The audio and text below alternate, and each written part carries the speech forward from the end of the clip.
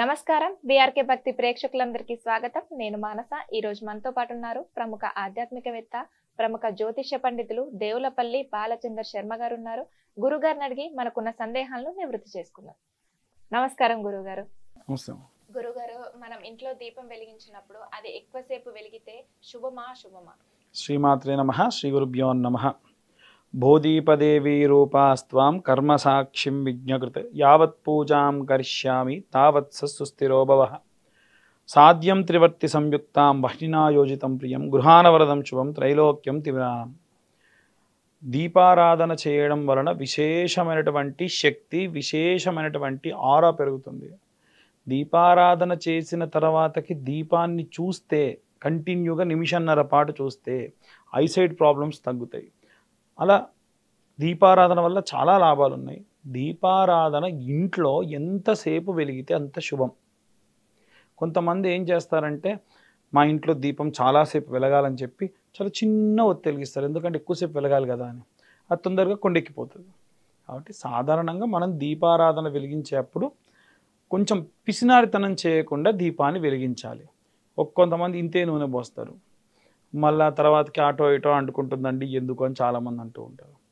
కొంతమంది కామాక్షిదేవి యొక్క దీపాన్ని వెలిగిస్తారు. దాంట్లో దీపం ఏంటంటే కింద లోతు ఎక్కువగా ఉంటుంది, ఒత్తి మంచిగా వేసి వెలిగిస్తే ఎక్కువసేపు వెలుగుతుంది. అంటే ఎప్పుడు కూడా ఈశాన్య భాగంలో దీపపు వెలుగులో మన దగ్గర ఉన్నటువంటి దేవతల యొక్క విగ్రహములు కానీ, దేవతల యొక్క ఫోటోలు కానీ వెలుగుతూ కనిపిస్తూ ఉంటే అక్కడి నుంచి ఏదైనా ఒక మంచి వాసన వస్తే ఒక డివైన్ ఫీలింగ్ వస్తుంది మనకి. అసలు ఎంత బాగా ఉంది, ఎంత అద్భుతమైనటువంటి భావన కలుగుతుందా లేదా? కాబట్టి దీపారాధన చేయడం వలన అక్కడి నుంచి వచ్చేటువంటి ఆ కాంతి వలన చాలా మంచిది. చాలామంది ఇవాళ రేపు దీపారాధన చేసేటువంటి దాన్ని తగ్గించేసి లైట్లు ఎక్కువ పెట్టుకుంటూ ఉన్నారు. చాలా తప్పు. మీకు కావాలంటే పూజ చేసేటప్పుడు ఏదైనా చదువుకోవాలి కాబట్టి లైట్ పెట్టుకోండి, కానీ మీరు లైట్ బంద్ చేసి వెళ్ళినా దీపం వెలుగుతూ ఉండాలి. అధమంలో అధమం మన శాస్త్రం చెప్పింది ఏమిటంటే, భూదీపదేవి రూపాస్త్వం కర్మసాక్షిం విజ్ఞకృత్ యావత్ పూజాం కరిష్యామి తావత్ సుస్థిరో భవః. నేను కూర్చొని నా కర్మఫలాన్ని బట్టి పూజ చేసుకోవడం ప్రారంభిస్తే నా పూజ పూర్తయి నివేదన చేసి వచ్చేంత వరకు కూడా ఈ దీపారాధన ఉండుగాక. ఈ దీపం నాకు శక్తిని, వెలుగుని నా జీవితంలో కూడా ఇవ్వుగాక. దీపావళి అంటాం.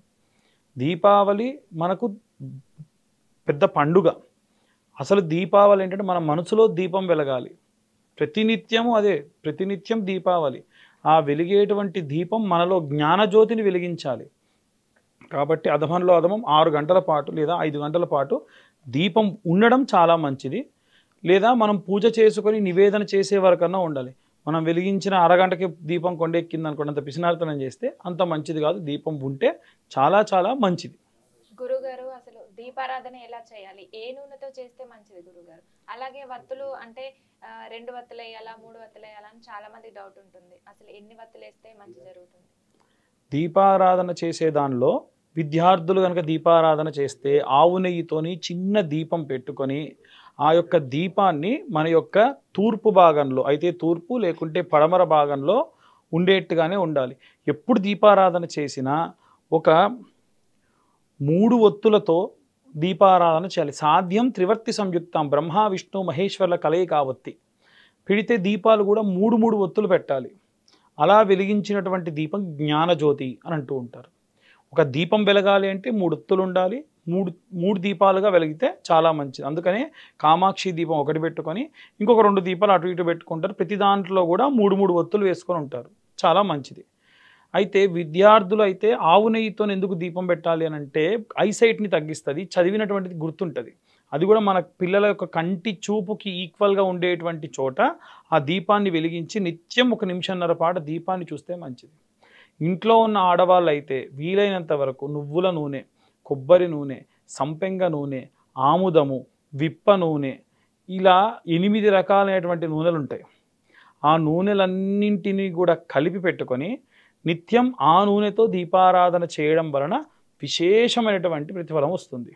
ఇంతకు మించి ఇంకా నూనెలు అంటే ఇన్ని తేవాలా గురువుగారు అంటే ఇన్ని కుదరని పక్షంలో నువ్వుల నూనెతోని దీపారాధన చేస్తే చాలు. చాలామంది ఏమంటారంటే నువ్వుల నూనెతో దీపారాధన చేయొద్దట, ఒక పెద్ద గురువుగారు చెప్పారు అని అంటే, నిజంగా కొన్ని సందర్భాల్లో నువ్వుల నూనెతో దీపారాధన అనేటువంటిది కాస్త వ్యతిరేకమైనటువంటి ప్రతిఫలాలు వస్తాయి, కానీ అన్ని సందర్భాల్లో కాదు. కాబట్టి ఆ నువ్వుల నూనె, స్వచ్ఛమైన నువ్వుల నూనె కనుక మీరు తీసుకొచ్చి దీపారాధన చేస్తే, ఒక్క చుక్క కొబ్బరి నూనె కానీ సంపెంగ నూనె కానీ దాంట్లో వేస్తే దోషం ఉండదు. లేదా ఆవు నెయ్యి కరగబెట్టి అందులో వేసేసుకొని కలుపుకున్నాం అనుకోండి, ఇక దోషం ఉండదు. కాబట్టి ఈ విధంగా ఆ యొక్క దీపారాధన చేయడం మంచిది. ఎట్టి పరిస్థితుల్లో దీపారాధన మటుకు ఉత్తరం వైపు కానీ దక్షిణం వైపు కానీ ముఖం చేసి ఉండకూడదు.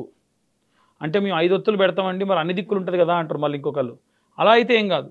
మీరు విశేషంగా 2 దీపాలు పెట్టారు, ఒకటేమో దక్షిణం చూస్తుంది, ఒకటి ఉత్తరం చూస్తుంది అనుకోండి, చనిపోయినప్పుడు ఆ యొక్క పార్థివ దేహం తలపైన పెట్టేటువంటి దిక్కులు అవి.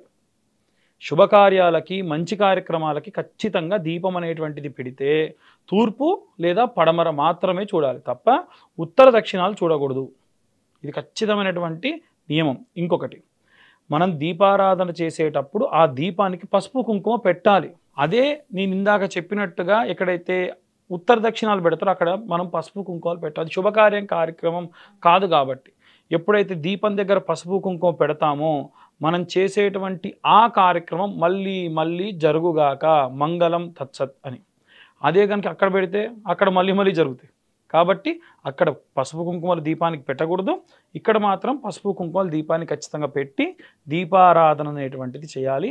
ఇలా చేస్తే విశేషమైనటువంటి ప్రతిఫలం దక్కుతూ ఉంది. ఒక సందేహం గురుగారు, దీపం కొండెక్కేటప్పుడు మనం చూసి మళ్ళీ కొంచెం ఆయిల్ పోసి మళ్ళీ వెలిగించవచ్చు. అంటే మీరేదో విష్ణు సహస్రనామం చదువుకుంటూ ఉన్నారు, ఏ లలితా సహస్రనామ పారాయణమో అవుతుంది, దీపం కొండెక్కే పరిస్థితుల్లో ఉందనుకోండి, అయ్యో ఇంకాసేపు దీపం ఉంటే బాగుండని వెలిగిస్తే తప్పులేదు. అదే కాదమ్మా, వెలుగుతున్న దీపం కొండెక్కింది, ఏ గాలో గట్టిగా వచ్చింది, ఒక దీపం ఉంది ఇంకో దీపం లేదు, రెండు కొండెక్కాయనుకోండి, మళ్ళీ మీరు దీపం వెలిగించి మళ్ళీ పసుపు కుంకుమ పెట్టండి, తప్పులేదు. అలాగే కానీ అదే దీపం మీరు పెట్టిన తర్వాత ఆఫీస్కి వెళ్ళారు, వచ్చేసరికి సాయంత్రం అయింది, అందులో ఇంకా నూనె ఉంది, మళ్ళీ దాన్ని వెలిగిస్తా వద్దు. ఆ ఒత్తులన్నీ తీసేయండి, ఆ నూనె కూడా తీసేయండి. ఇంకొకటమ్మా, చాలామంది ఈ ఒత్తులు ఉంటాయి కదా, కొండెక్కిన ఒత్తుల్ని తీసుకెళ్ళి డస్ట్బిన్లో పడేస్తూ ఉన్నారు. ఆ మున్సిపాలిటీ వాళ్ళు తొక్కుతూ ఉన్నారు. వాళ్ళకేం కాదు, ఆ తొక్కిన దోషం మనకి. కాబట్టి మనం ఆ ఒత్తుల్ని కూడా వీలైతే స్టోర్ చేసి పెట్టుకోండి. ఇంట్లో ఏ సాంబ్రానో వెలిగించుకోవాల్సినప్పుడు బొగ్గులు వెలిగించాలప్పుడు మళ్ళీ ఏ పెట్రోలో ఏ కర్పూరం వేసే బదులు ఆ దీపాలను పెట్టి వెలిగించుకోవచ్చు. చాలా మంచిది. అలా చేసుకుంటే చాలా విశేష ప్రతిఫలం అనేటువంటిది దక్కుతుంది. ఓకే గురుగారు, చాలా చక్కటి వివరణ అందించారు. ధన్యవాదాలు.